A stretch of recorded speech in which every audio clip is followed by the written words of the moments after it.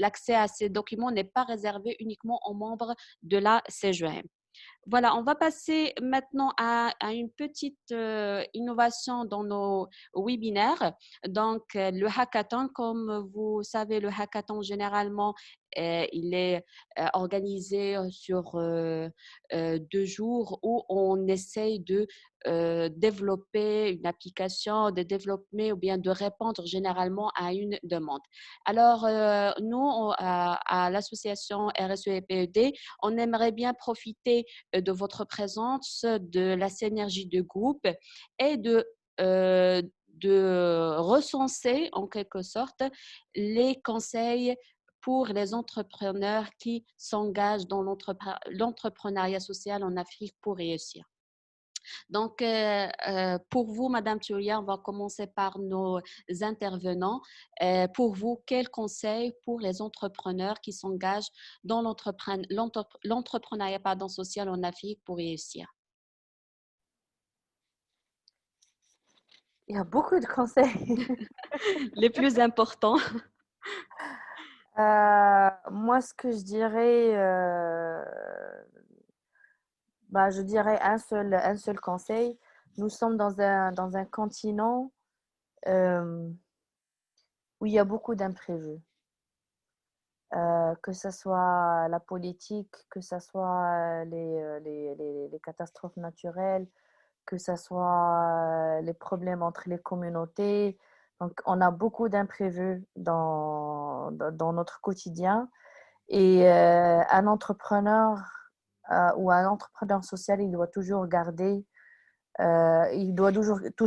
son objectif en tête et être capable de vivre avec les imprévus, d'avoir une vie quotidienne avec les imprévus. Et non pas être carré dans son entreprise et dire que il me faut ça et ça et ça pour aboutir à ça. Il y a tellement de choses qui changent. Et surtout quand on parle d'innovation sociale, où on est dans un territoire un peu nouveau, on est en train de proposer un produit nouveau. Donc, il n'y a pas de règles à respecter. Il faut juste être capable de gérer ces imprévus et de gérer cette instabilité que nous avons et de garder la communauté en tête. C'est tout. Et pour vous, Ayoub, selon votre expérience, quels conseils donnerez-vous aux entrepreneurs qui s'engagent aux entrepreneuriats? Bon, comme tu l'as dit, il y a une infinité de conseils à dire, mais ce que je vais dire maintenant, c'est un seul conseil, c'est de commencer.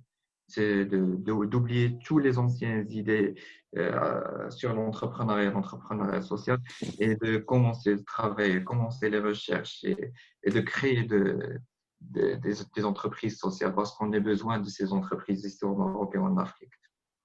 Exactement. Donc, votre idée rejoint parfaitement l'idée de M. Hudayki. Donc, il faut, si j'ai bien compris, il faut un écosystème viable, l'union. Donc, quand vous avez été euh, appuyé par un partenariat. Donc, il y avait un entrepreneur qui a cru en vous et qui a été votre premier client. Donc, vraiment, la synergie entre les entreprises, la grande et la petite entreprise, les startups est très importante. Aussi, la synergie, comme a dit Hodeigi. Donc, n'hésitez pas à partager avec nous dans le chat vos conseils pour répondre à cette question. Quels conseils pour les entrepreneurs qui s'engagent dans l'entrepreneuriat social en Afrique pour réussir? Pour moi, donc, à mon avis, un conseil que je peux donner pour les entrepreneurs, c'est vraiment, comme vous avez dit, il faut commencer, il faut croire dans son projet et, et y parler. Donc, si j'ai bien compris, donc, selon votre expérience, vous avez fait des recherches. Donc, heureusement, il y avait aussi l'appui de l'université où vous avez pu faire vos tests. l'ancrage culturel qui est très important, comme a dit Madame Touria. Donc, vraiment, aujourd'hui, avant de se lancer dans un projet, il faut comprendre le local où on va créer son entreprise pour éviter tout simplement des blocages qui peuvent freiner le développement de l'entreprise. Donc vraiment, c'est un point très important à faire. Il faut tester, il faut voir. Donc, Monsieur Ibrahima, donc, disons petite entreprise de cours sociétale. Euh, donc, l'entrepreneuriat social, est-ce que l'entrepreneuriat social ou bien l'entreprise sociale n'est pas toujours une petite entreprise, n'est-ce pas, Surya? Oui, elle peut être une très grande entreprise. Elle peut même être une association. Parce que même dans la définition, j'avais dit que la forme juridique n'est pas un critère, mais elle peut même être une association. Toute organisation qui peut générer surtout un impact positif, certainement, à travers ses activités économiques. Voilà, Voilà. exactement. Donc, sur ce, donc, on arrive à temps. Donc, sur ce, je vous remercie infiniment, Madame Touria, Monsieur Ayoub. Monsieur Ayoub, nous vous souhaitons une bonne continuation. Vraiment, votre projet est très intéressant. En votre nom, je remercie tous nos participants qui ont répondu présents aujourd'hui. Et nous vous donnons rendez-vous prochainement pour le troisième webinaire qui traitera une initiative du Togo. Donc, voilà.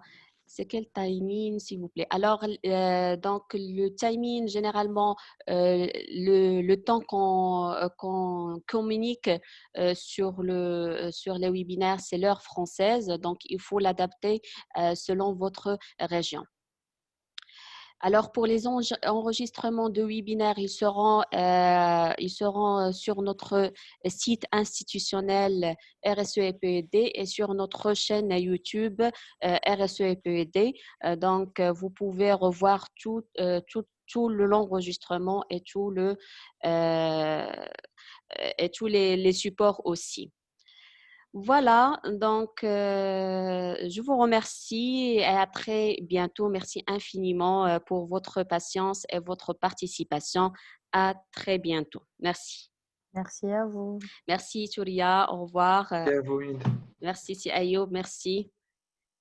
Merci à tout le monde. Si Hudayki, Jema, Si Faisal, Majda. Donc merci à vous tous. Merci Placide.